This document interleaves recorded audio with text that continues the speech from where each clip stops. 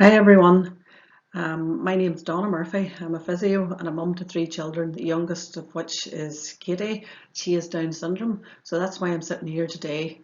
I want to reach parents of new babies, Down syndrome or otherwise, just to give them the benefit of things I've learned and things I'd wish I'd found out sooner that have helped Katie. So it's just through my experience as a mother and through my experience as a physio and things I've found out along the way.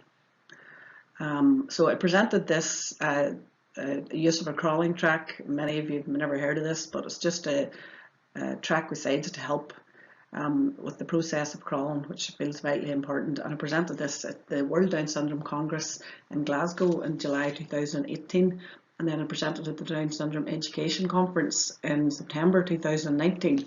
So I just wanted to reach as many parents as possible so that if this helped them.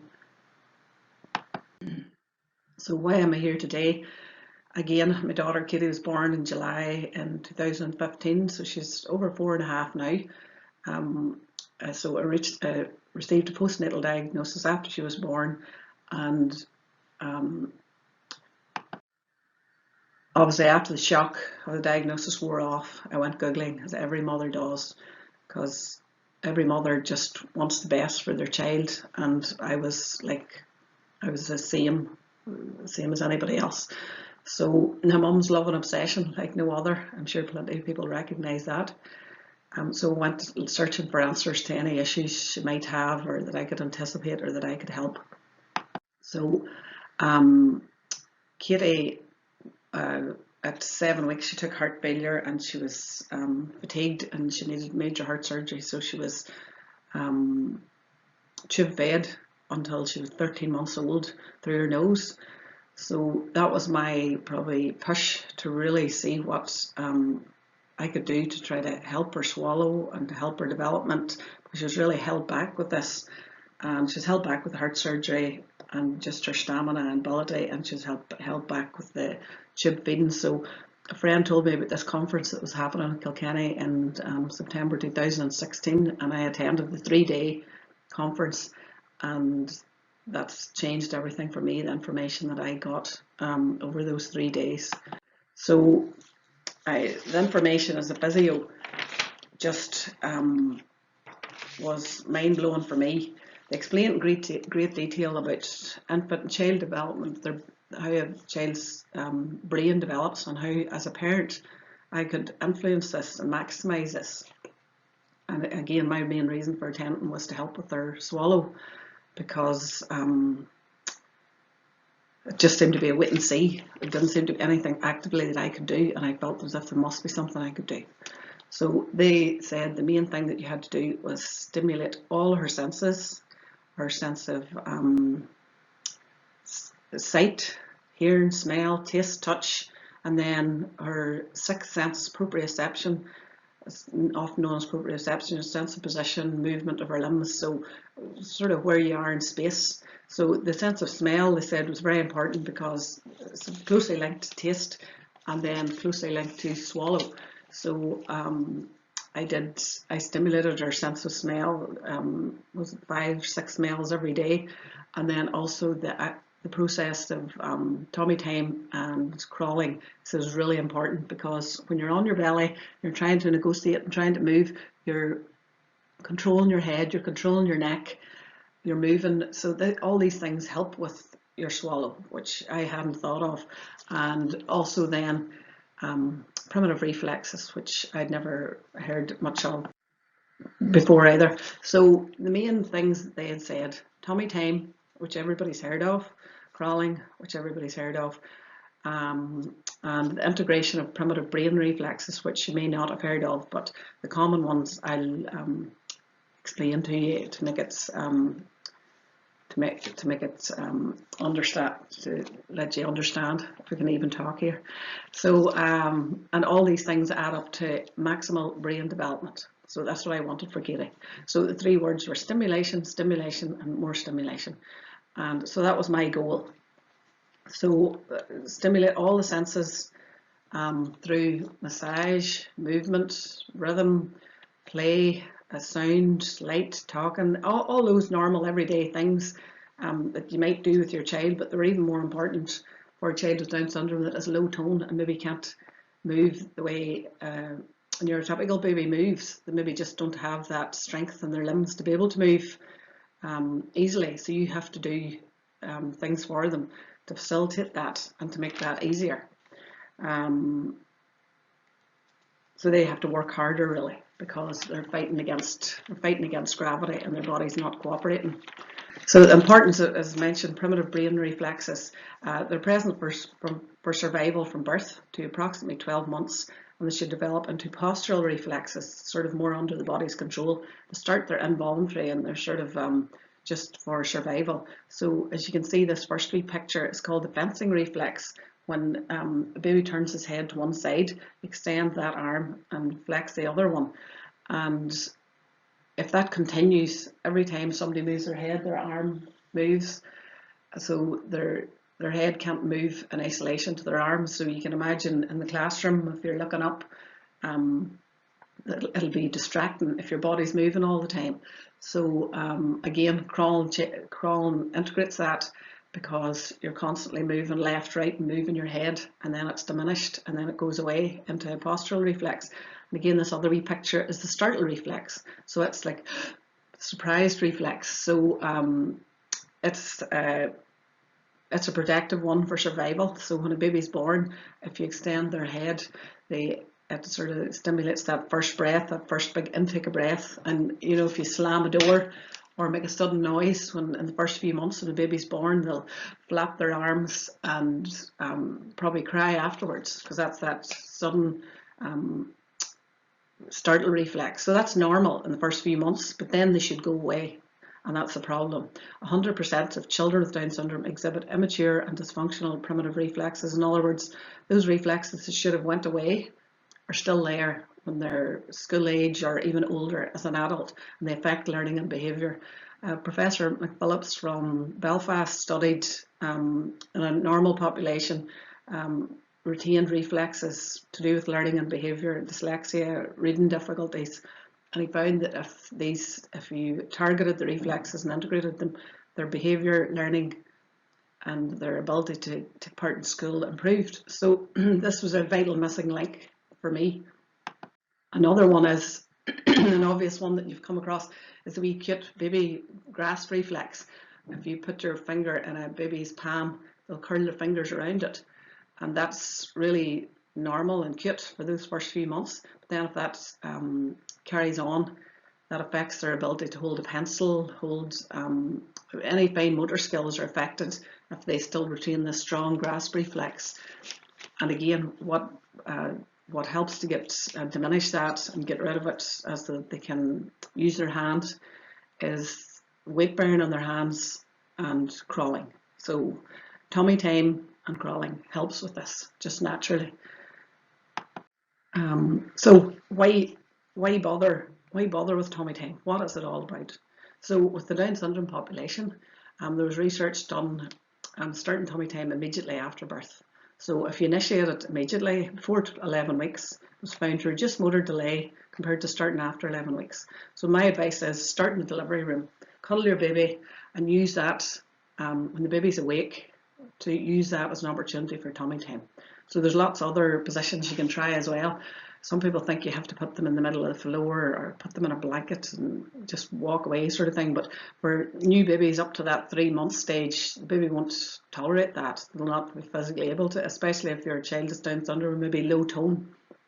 You have to support them, but you want to support them in that on their belly position. So, and I often hear a baby doesn't like tummy time, but I feel as if they experience it early enough and often enough, it shouldn't really be a problem. So in the Born to Move project by Kent Health Visitors really zoned in on this, and they worked together with early years, and they found that loads of school-age children weren't able to stand on one leg, kick a ball, throw a ball, catch a ball, loads of basic motor skills that they were lacking, and also they weren't able to concentrate in the class. The fine motor skills weren't good, they weren't able to use scissors, they weren't able to hold a pencil. And they looked at were these things all linked, and they looked at everything, and they discovered that only 30% of the children were able to crawl or had crawled. So they really pushed the message, tummy time from birth, little and often, and awake time should be tummy time. And they found that the incidence of crawling went from 30% to 94% in 1 year, just with this simple message.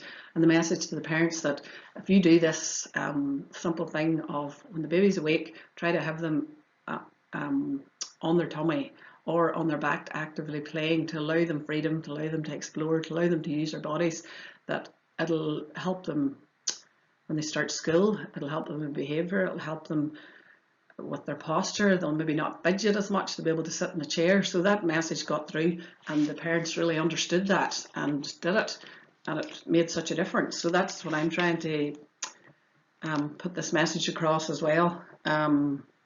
With children with Down syndrome, it's even more important.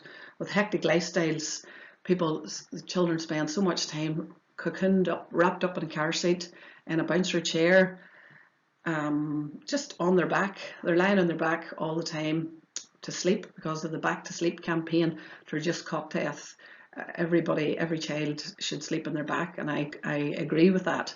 But that means they're on their back all those sleeping hours, and then when they wake up, they may still be on their back in their car seat, in their pram, you know. So when you think about it that way, it's so important to actively think, right, how can I get, when my baby's awake and alert, get them on their tummy. So again, the best way, I'm going to use my yoga teddy here, is when you're lying, cuddle it, put it up here, or play with your baby, give it loads of movement, you know, up, down, give it loads of stimulation basically. Loads of sensory experiences. That's baby massage, all those things, baby yoga, you know, they're really useful, but those classes are maybe once a week. So you need to be doing that every day. A few, you know, just any chance you get, talk to your baby, sing to them, all those old-fashioned things, play with them, lift them up, loads of eye contact, loads of stories, all those things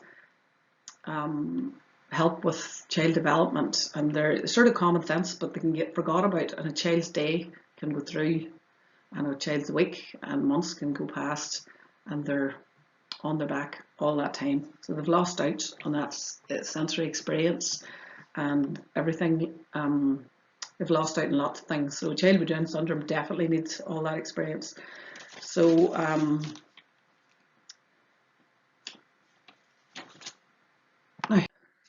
so these are just simple everyday ideas that you can do. Everybody does this, but just to this is tummy time. It's not lying on the floor on your own. Cuddle time, over the shoulder, the birth position, carrying the baby face down instead of crooked in your elbow like that. That's just gets in more tummy time, makes the baby work a bit. They're able to look around, they're able to use their works in head control. Then when they get a bit older, you can challenge them a bit more and these other positions. So you can see how you could get the time that you can get more time spent on tummy time if you try these things. So the old chestnut, nature versus nurture. So if you just feed your baby, let your baby sleep, wrap them up, you know, they'll grow, but they won't develop as well as they could. So the extreme example of this is in Romania. They were fed, but that was about it. They weren't held, they weren't cuddled, they weren't talked to, they weren't moved, and they found that their brains were actually 30% smaller than they should have been.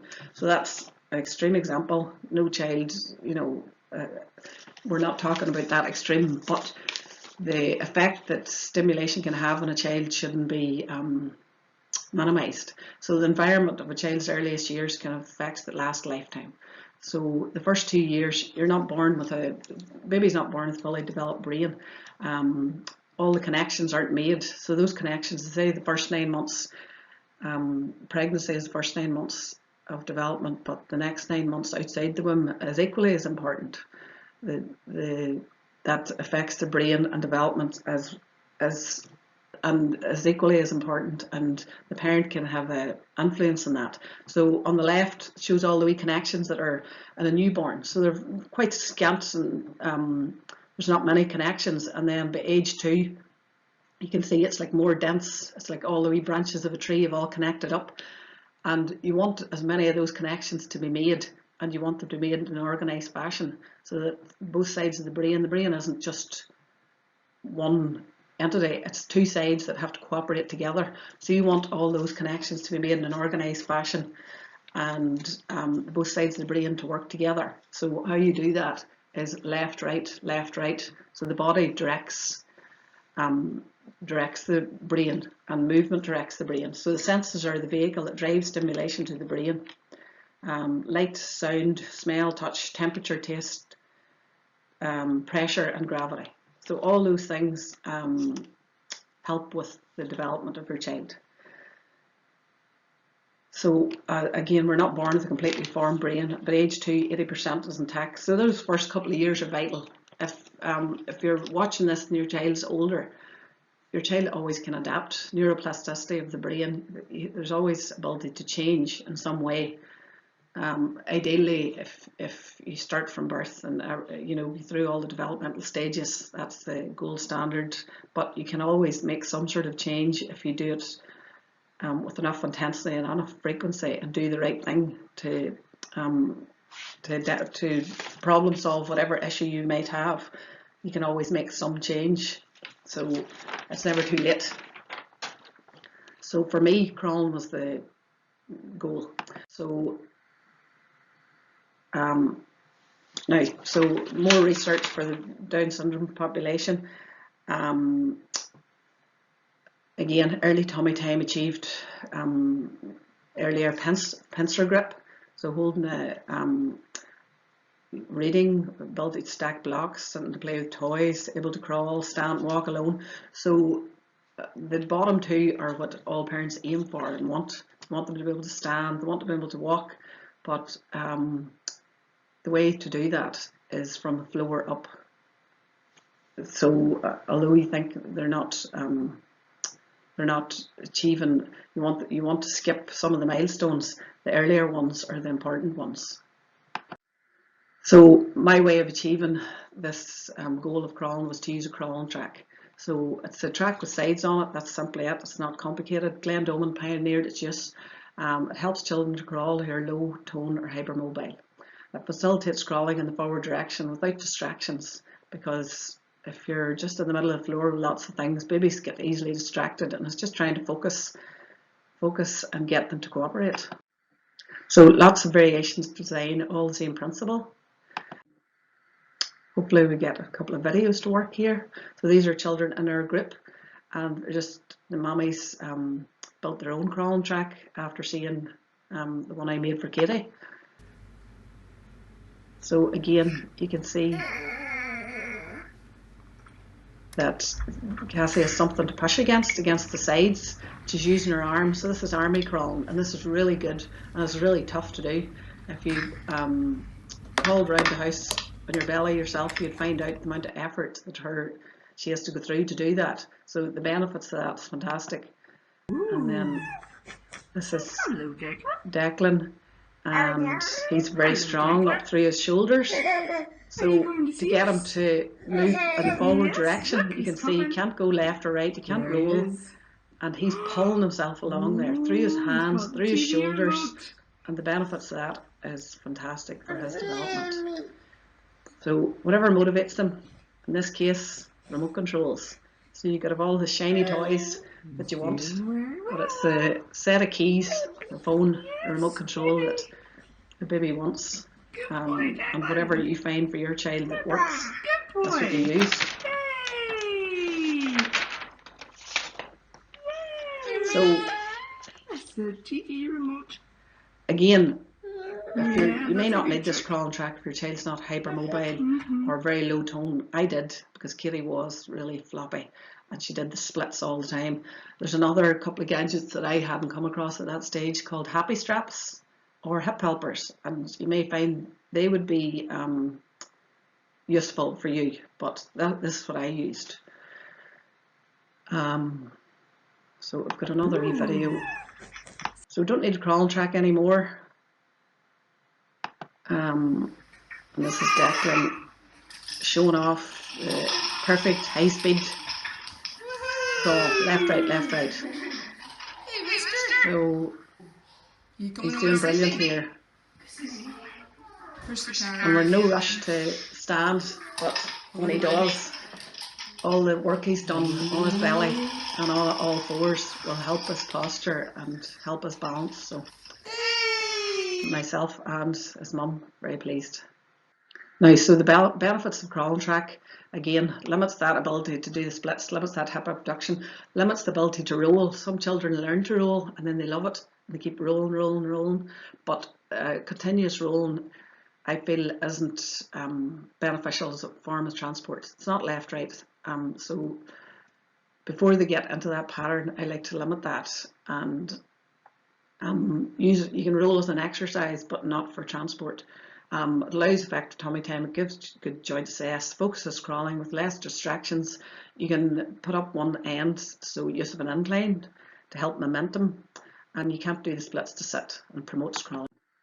So again, the holy grail of crawling, left, right, use upper limbs, lower limbs, left, right side of the brain, lean in your hands. So just to exercise every part of the body the way it's supposed to. So the gains are really massive. So gains, better fine motor control, bilateral integration of the brain. Both sides of the brain are working together.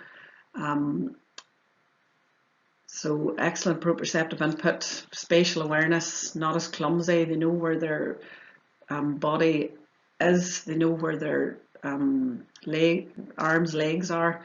They know where they are in the sense of space. It just helps so much. There was a study done with virtual cliff edge technology. So these children that were able to walk were there was a virtual cliff edge, and children that had previously crawled knew where that cliff edge was. They stopped and they anticipated it. But children who hadn't crawled, they just went straight over.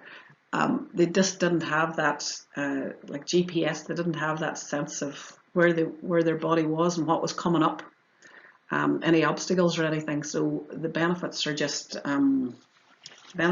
massive. So they're less clumsy. They're better. Again, when you're crawling, you're constantly looking. The baby's constantly looking at their hand. They're looking up. They're looking left. They're looking right. So it helps with vision, which is very important for school. It helps that near far vision. You're looking down. You're looking up.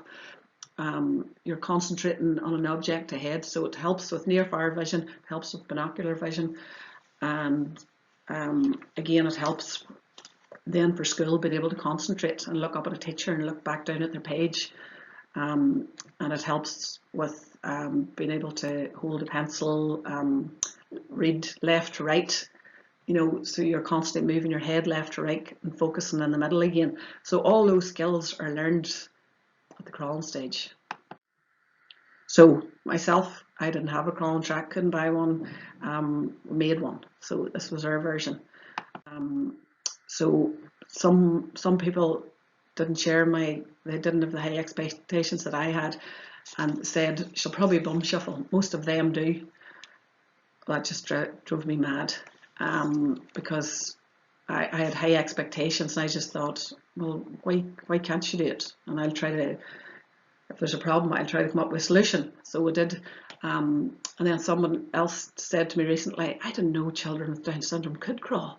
As if it just wasn't achievable. So don't aim for it, because it's not achievable.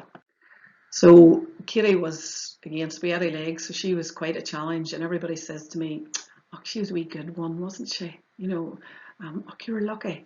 But she wasn't actually a wee good one. She had low tone, she had heart surgery, she was tube fed. She, at 1 year old, she wasn't able for much. She wasn't able to do much, but we just kept going and trying to do all the right things. And yes, now at 4.5, I think she's fantastic. I'm biased, but she's doing really well. She still has Down syndrome, she still has a learning disability, she still has a few behavioural problems, but she's doing brilliant. So just the parents have high expectations. So this was Katie, little gymnast, able to do this, but tummy time turned into this, and then she sat up again. So in the crawling track, can't do the splits, nowhere to go. So you can see the benefits. And with Katie, because she was low tone, floppy, I had to actually manually put my hands on her foot and her arm or shoulder and sort of do left, right and move her along the track. She wasn't able to actually do it herself at the start, but if you do something often enough and with enough intensity, usually they cooperate and they gain from that. But it has to be a daily or 3 times daily thing. You can't just try it once a week. So again, her legs are like spaghetti legs and arms. So whatever motivated her, I had at the end of the track. Whether it was her brother, sister, bright lights, whatever, mirror, whatever it was. So progress was made. She crawled in her belly for 9 months, crawled in her all fours. Tube was removed about 6 weeks after she started crawling in her belly, and her swallow improved gradually, and now she's the last 3 years really she hasn't had any thickener, full diet, everything. She's walking fantastic. So she's great pencil grip, no sensory issues, great body awareness, hardly ever falls, never say never.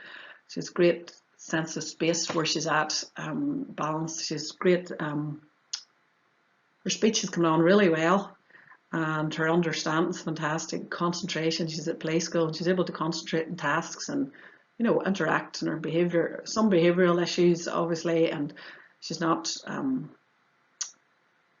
her learning is obviously slower than her peers, but she's able to cope in the classroom and she's able to take on information, and it's just working from there. So just a wee demo of her fine motor. Travel Connect 4, that's not the normal size, that's the small size. So that was when she was, I'd say, 2.5, and she was able to do that. And her pencil grip, again, I didn't train that. That just appeared because I feel as if she moved herself about the floor for so long with her hands, and weight beared through her hands.